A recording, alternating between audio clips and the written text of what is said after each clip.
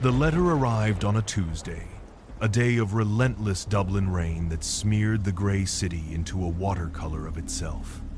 Finnian Blackwood was in the long room at Trinity College, the air a hallowed blend of old paper, leather, and beeswax.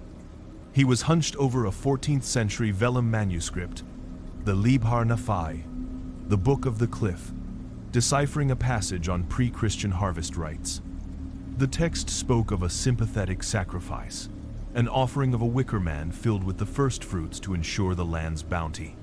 It was academic, sterile, a piece of a forgotten world safely pressed between pages. But a memory, sharp and unwelcome, broke through the scholarly calm.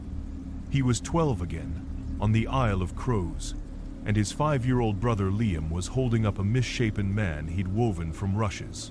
"He's the harvest king, Finny," Liam had chirped. "He'll make the potatoes grow big!" Finn, already a precocious reader, had ruffled his brother's hair and explained with condescending certainty that it was just an old story. The crestfallen look on Liam's face was a memory that had stayed with him, a tiny barb of guilt he could never quite dislodge. The guilt of the one who explains the magic away, then leaves the magician behind. He pushed the memory down, focusing on the Latin script, but the feeling lingered, a cold draught in the warm, quiet library. It was the feeling of a door left open, a debt unpaid. It was the feeling of home. When he returned to his small, book-cluttered apartment, the letter was waiting. It was an ugly thing of cheap, fibrous paper, smelling of salt rot and peat smoke scent that bypassed a decade of deliberate forgetting and plunged him straight back into the damp, clinging atmosphere of the Crows. The postmark confirmed it. His hands, accustomed to the delicate vellum of medieval manuscripts, trembled as he broke the crude wax seal. The script was the spidery, desperate scrawl of Father Michael, the island's priest, a man whose faith was always a thin coat of paint over a much older, darker wood. "Finnian, forgive this intrusion. I have nowhere else to turn. The old ways, the stories you and I once dismissed as foolishness, have taken root again. But they are twisted, poisoned. Elder Maeve speaks of a great renewal, a balancing of the scales. The nets come up empty, the soil is sour, and she has given the island's despair a name and a target. She has chosen a heart for the harvest. Your brother, I fear for him. I fear for us all. The island is starving, and a starving beast will eat its own young. She claims to have found a new scripture, a darker litany, she says the bog itself whispered to her. She calls it the true harvest. Come home, Finn. Before the harvest moon. Tucked inside was a photograph, grainy and overexposed. It was Liam, standing before the salt-blasted wall of their family cottage. The familiar, mischievous grin was gone. His face was gaunt, his eyes wide with a hollowed-out terror that Finn felt in his own gut. And there, daubed on his forehead in what looked like dark ochre, was a spiral, an ancient, insatiable symbol, the mark of the chosen. Finn's blood ran cold. The historian in him cataloged the symbol's meaning: a vortex, a cycle, a drain leading downwards. The man in him simply saw his brother being pulled under. The quiet, ordered life he had built in Dublin, a fortress of academia and logic against the superstitious fog of his youth, crumbled in an instant. The sterile analysis of pagan rites in the library felt like a mockery. This was no dead history. It was a living nightmare, and it had his brother in its jaws. He packed a bag with grim efficiency, a heavy wool coat, a waterproof map of the Crows, his grandfather's old field glasses, and, from a locked box at the bottom of his wardrobe, his father's Webley revolver. Its weight was a cold, unwelcome memory, a chunk of the past he had failed to exorcise. The Isle of Crows did, to not welcome him back. It met him with a wall of fog so thick the ferry captain, a grim mainlander who took his money without a word, had to navigate by instinct and prayer. The island emerged from the gray miasma not as land, but as a suggestion of jagged silhouette of black rock and stunted, wind-tormented trees. The air was unnaturally still, the usual cacophony of gulls and crashing waves muffled, as if the fog itself were a shroud, deadening all sound. The jetty was deserted save for a scattering of empty lobster pots, their wicker frames like the rib cages of starved animals. As he stepped onto the slick, seaweed-covered stones, he felt a palpable change. It was a pressure in the air, a sense of being watched by something ancient and patient. The village, a tight huddle of stone cottages that always seemed to be leaning on one another for support, was silent. No children playing, no fishermen mending nets, no smoke curling from the chimneys. A profound and unsettling stillness had fallen over the place. He passed the cottage of Morwen, an old woman who had once given him sweets as a boy. Her windows were shuttered. Daubed on her door was the spiral, and hanging from the handle was a bundle of dead crows, tied together at the legs with gut. A warning. And warding. He wasn't sure which. He knocked, a hollow sound in the silence. The door opened a crack, and a sliver of her wrinkled, fearful face appeared. "Morwen?" he said softly. "He is come," she whispered, her voice a dry rustle. "The stray returns to the fold. The land calls its blood." Her eyes were glazed, distant. She shut the door before he could say another word. It was a catechism, not a conversation. As he walked the familiar muddy track towards the presbytery, a figure materialized from the mist. Finnian Blackwood, by all the gods? The voice was a welcome crack in the oppressive silence. Ronan, his childhood friend, stood before him. His face was broader now, lined by the passion, sea and worry, but his eyes held the same familiar warmth Finn remembered. "Ronan," Finn said, the name a relief on his tongue. "It's good to see a friendly face." Ronan's smile didn't quite reach his eyes. "I wish it were under better circumstances. We heard you were coming. News travels fast here, even without the post." He gestured vaguely at the silent village. "Things are tense." "The letter," Finn said, getting straight to it. "Father Michael's letter. About Liam." Ronan's face darkened. He kicked at a loose stone. "Aye. Elder Maeve has the island in her grip. She whispers the old lore in their ears, promises a fat harvest and full nets if we just pay the old price. Says the land remembers the taste of blood." He looked Finn up and down, a flicker of something unreadable in his gaze. "It's good you're here. You know the stories better than she does. You can talk sense into them. Where is Father Michael?" "Gone," Ronan said, his voice dropping. "His cottage was empty 2 days ago. Some say he took a boat to the mainland, others." He left the thought unfinished, letting the island's silence fill the space. "He left his books, though. Everything. A man like that doesn't leave his books. It's not right." Together, they went to the small, damp presbytery. It felt violated. Papers were scattered, a crucifix was knocked from the wall, and the air was thick with the smell of burnt herbs. Maeve's signature blend of bog myrtle and nightshade. On the priest's desk lay an open journal. Finn picked it up, his hands tracing the frantic script. October 12th. Maeve held a gathering at the shore tonight. She spoke of the sickness in the sea, this new slime on the nets. She didn't blame blight or bad luck. She blamed us. A lack of faith. She says the old gods are waking, and they are angry. Her charisma is terrifying. She makes starvation sound like a holy calling. October 15th.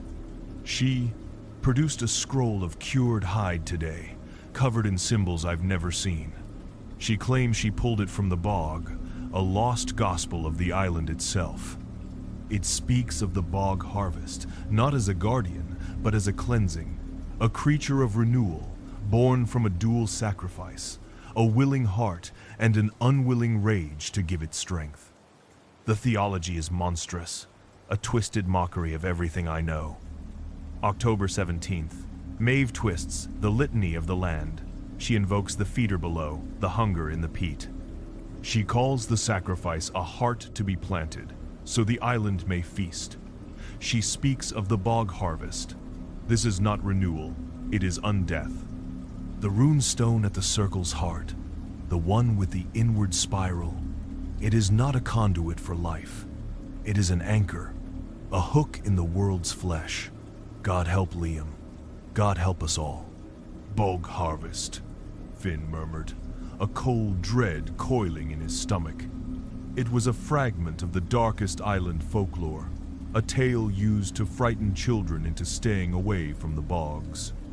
A story of a monstrous guardian, a thing of soil and bone. Maeve had turned a boogeyman into a messiah. She's turning nightmares into scripture, Finn, Ronan said, his hand resting on Finn's shoulder in a gesture of solidarity. She holds court at the Standing Stones every evening, preparing for the ritual on the harvest moon. That's 3 nights from now. We don't have long. For the next 2 days, Ronan was his shadow, his guide through the paranoid maze his home had become. He showed Finn the blighted potato fields, the soil black and slimy, the failed plants like skeletal hands reaching from the mud. He took him to the harbor, where the thick, unnatural algal slime coated everything, glowing with a faint phosphorescence in the gloom. Old Man Hemlock tried to sail for the mainland last week, Ronan said, his voice low as they stood on the shore. Said Maeve was a devil woman. His boat was found 2 days later, smashed to splinters, against the black needles. Maeve said the sea itself rejected him. It was a story, but it was also a warning. Finn's eyes scanned the rocks. There, freshly carved into the dark stone just above the waterline, was the spiral, dozens of them. This wasn't an ancient tradition, it was a new, aggressive infection of the landscape. His academic knowledge bristled. This was wrong. The old symbols of the island were about balance, cycles of sun and moon. This spiral was only about going down. Villagers they passed would avert their eyes, muttering Maeve's phrases like prayers. The land must feed. The scales will be balanced. Their faces were pinched with hunger and a feverish, desperate hope.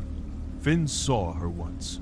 From a distance, a tall, raw-boned woman with a cascade of silver hair, her voice carrying on the wind as she addressed a gathering, a melodic, hypnotic cadence that promised salvation. She has them all, Ronan whispered as they watched from a ridge. She says your return is a sign that the island calls all its blood back for the renewal.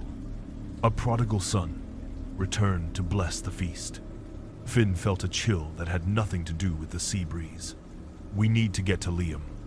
Get him off the island before the moon rises. He's guarded, Ronan said grimly. They're keeping him in the old smokehouse by the bog. Maeve is purifying him for the ritual, but I know a way. A hidden path my grandfather used for poaching. It'll get us there unseen. We can go tonight, when the tide is low. Finn's mind, the part of him that dealt in verifiable facts, screamed that this was a trap. But the guilt-ridden brother, the boy who had run away, saw only a chance to atone. He saw Liam's hollow eyes in the photograph and agreed. That evening, under a sliver of moon that did little to pierce the oppressive dark, they set out. Ronan led him away from the main path, into the sucking embrace of the peat bog. The air grew thick, heavy with the smell of decay. Ghostly pillars of bog vapor drifted between skeletal trees, and the silence was broken only by the wet pull of their boots in the mud. Finn's senses were on high alert. The path felt too clear, the silence too orchestrated. They came to a small clearing, dominated by a single, gnarled oak. It was a place Finn knew. A place of childish pacts and whispered secrets, where they had sworn to be brothers forever. We should rest a moment, Ronan said, leaning against the tree, his breathing strangely even. "We need to keep moving," Finn insisted, his paranoia now a screaming siren in his head. Ronan smiled, and in the pallid moonlight, the warmth was gone, replaced by a chilling, predatory satisfaction. "No, this is the place. She said you'd be easy to lead, that the guilt would make you blind and deaf to anything but your brother's name." Before Finn could react, Ronan lunged. He was stronger than he looked, all fisherman's muscle and zealot's fury. He slammed Finn against the oak, his forearm pressed against Finn's throat. "You left us, Finnian," Ronan snarled, his breath hot and foul with the scent of fermented herbs. "You ran off to your books and your mainland comforts while the island withered. You took its stories and sold them for a scholar's wage, but you never felt its hunger. Maeve, she stayed. She listened to the soil. She didn't steal our lore, Finn. She gave it back to us, with teeth!" "By murdering my brother?" Finn choked out, struggling for air. "A small price, a glorious price. The land is hungry." "The heart of the harvest must be pure, but the guardian, the Bog Harvest, needs a different kind of strength. A sacrifice of rage and regret, an unwilling. The island called you home not to save Liam, but to complete the ritual yourself." Finn's mind raced. Unwilling sacrifice.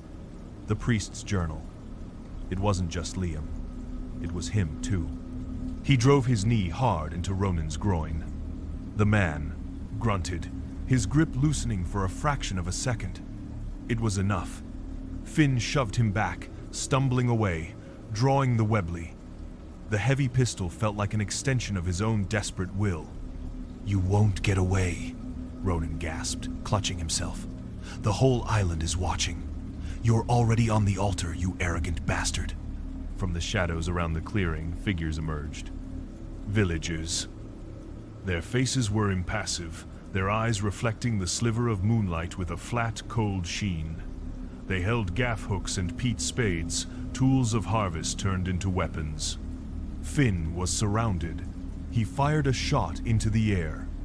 The crack of the revolver was shockingly loud in the silence, but the villagers didn't even flinch. They just kept coming. There was only one way out. He turned and plunged deeper into the bog, away from the path, away from the trap. Hands grabbed at his coat, and he ripped it free, leaving it in their grasp.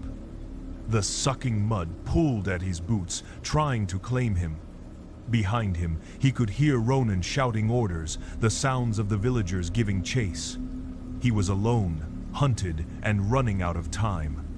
The harvest moon would rise in full tomorrow night.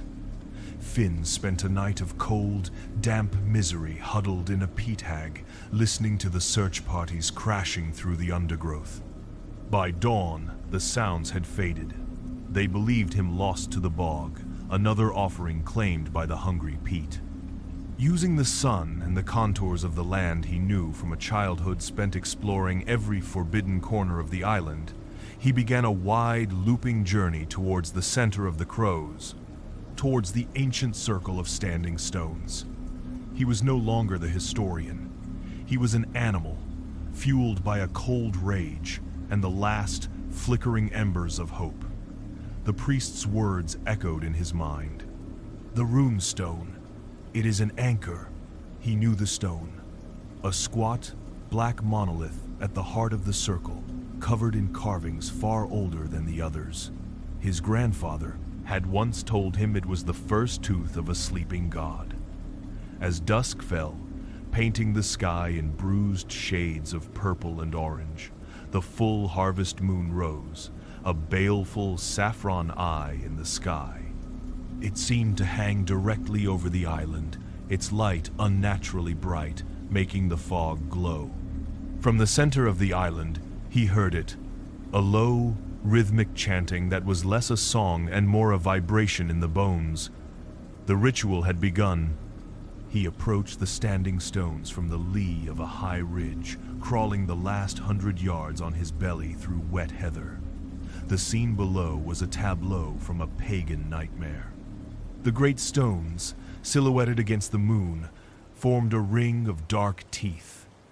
In the center, a massive wicker effigy, a grotesque parody of a man, stood 20 feet tall. And lashed to its chest, where its heart should be, was Liam. He was pale and still, his eyes closed. The villagers stood in a perfect circle, their heads bowed, their voices rising and falling in the ancient guttural chant. Presiding over it all was Elder Maeve. She stood before the central runestone, her arms raised to the moon, her silver hair like a wild halo. Her voice cut through the drone of the others, sharp and commanding, reciting words that made the air feel thin and cold. An knam a Ieran foil, she cried. An Ithir Ieran fuel, the bone that begs for flesh, the soil that begs for blood. We give you the heart, now give us the harvest. As she slammed her palms down onto the runestone with the inward carved spiral, the ground shuddered. Finn watched in horror as the damp peat at the base of the wicker effigy began to churn. Mud, black and viscous, bubbled up. Then came the wicker, weaving itself into thick, ropey limbs. And then the bone. Old bones, human bones, pulled from the acidic embrace of the bog, slid into place, forming a skeletal armature. The thing that rose from the ground was the Bog Harvest. It was a lumbering horror of mud, wicker, and bone, towering over the villagers. Its head was a featureless lump of packed peat, but within it, something ancient and malevolent burned. It moved with an unnatural, creaking gait, the sound of wicker straining and bones grinding together. It was the island's hunger given form. Maeve pointed a long, bony finger at the ridge where Finn was hiding. The unwilling! The rage! Bring him to the circle! His blood will be the salt that seasons the feast! Ronan, standing at her side, met Finn's eyes across the clearing, a look of pure, triumphant hatred on his face. The entranced villagers turned as one, their movements unnervingly synchronized, and began to advance up the slope. There was no time for subtlety. Finn stood up, the Webley steady in his hand. Liam! He screamed, his voice raw. His brother's eyes fluttered open. Fear and recognition warred in them. Finn didn't aim for the villagers. He fired at the torches, some of them carried, plunging sections of the advancing line into darkness and confusion. They were puppets, and he wouldn't kill them. He saw one get too close, and used a burning branch he'd picked up to create a wall of fire, forcing them back. Their movements were clumsy, easily diverted. The Bog Harvest turned its lumpen head towards him. With a sound like roots being torn from the earth, it began to lumber in his direction, impossibly fast for its size. Finn scrambled down the ridge, dodging the lurching villagers. He had to get to the anchor stone. That was the key. He vaulted over a low stone wall, his feet finding the edge of the circle. The air within the ring of monoliths was freezing cold, charged with a terrifying energy. The creature was almost upon him. It swung a massive arm of woven branches and mud, a blow that would have turned him to paste. Finn dove, rolling across the damp grass. He came up a few feet from Maeve and the runestone. He fired the Webley at the creature's head. The bullet vanished into the peat and mud with a dull, wet smack, having no effect. It was just animated soil. He had to kill the animation itself. Maeve hissed, her face a mask of fury. No longer a benevolent matriarch, but a withered crone drunk on borrowed power. "The island will feed!" she shrieked. Ronan, recovered from his earlier blow, lunged at him, a sacrificial knife clutched in his hand. Finn met the charge, not with his gun, but with his body. He slammed his shoulder into Ronan's chest, using the man's own momentum to send them both crashing to the ground. The knife skittered away. Finn brought the butt of the Webley down hard on Ronan's temple. The man went limp. But the Bog Harvest was there. It loomed over him, its shadow blotting out the moon. He had one shot left. He knew a bullet wouldn't stop it. He looked past the creature. At the anchor stone, the spiral glowing with a faint, sickly light. He saw Maeve, her hands pressed to it, her eyes rolled back in her head in ecstasy. He saw Liam, struggling weakly against his bonds, a hook in the world's flesh. He had to pull the hook. Ignoring the looming creature, Finn surged to his feet and ran, not away, but directly at the runestone. The Bog Harvest swung its arm, and a wicker talon caught his side, ripping through his coat and flesh. The pain was blinding, but he didn't stop. He threw himself at the stone, his bleeding hands smacking against the cold carved rock. Maeve screamed, trying to push him away, her nails like claws. But Finn was a man possessed. He placed the muzzle of the Webley directly into the deepest groove of the carved spiral, the very center of the vortex. "The harvest is over," he snarled, and pulled the trigger. The explosion was deafening. It was not just the sound of a gunshot, but of something fundamental tearing apart. The runestone cracked, a spiderweb of fractures racing from the bullet hole. Then, with a sound like a deep final exhalation from the earth itself, it shattered into 1,000 pieces. A psychic scream ripped through the circle. The sickly light died. The Bog Harvest froze, its head turning towards the broken stone. A tremor ran through its body, and then it simply collapsed. The wicker fell apart. The bones clattered to the ground, and the mud slumped into a formless, stinking pile. A wave of feedback erupted from the broken anchor. It slammed into Elder Maeve. She convulsed, her body withering as if decades were passing in seconds. Her skin tightened over her bones, her hair turned to dust, and with a final rattling sigh, she crumbled into a pile of ancient ash and faded robes. Silence. The harvest moon shone down on a scene of utter confusion. The villagers blinked, looking at their hands, at the collapsed effigy, at the pile of mud and bone. The trance was broken. A collective moan went through the crowd as their eyes, once glassy and distant, filled with a dawning communal horror at what they had almost done. Finn ignored them.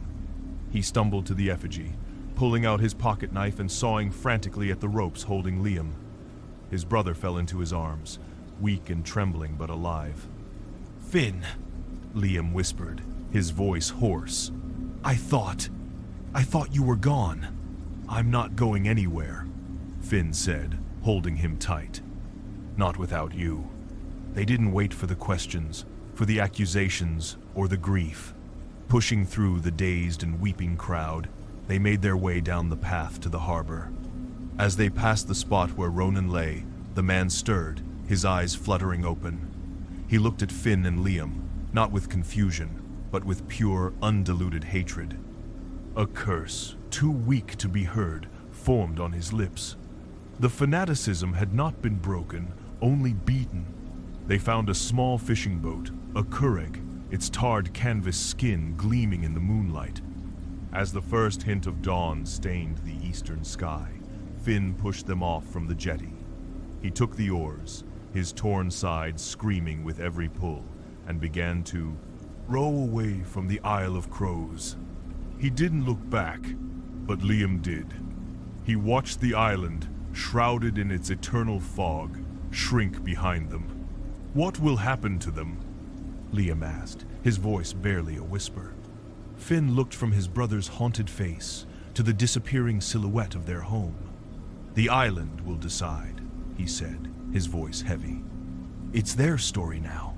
We're not a part of it anymore." The sun broke over the horizon, its clean, golden light falling on the two brothers, alone on the vast, unforgiving sea. They were leaving the nightmare behind, two survivors rowing towards a world of logic and light, forever marked by the darkness they had escaped.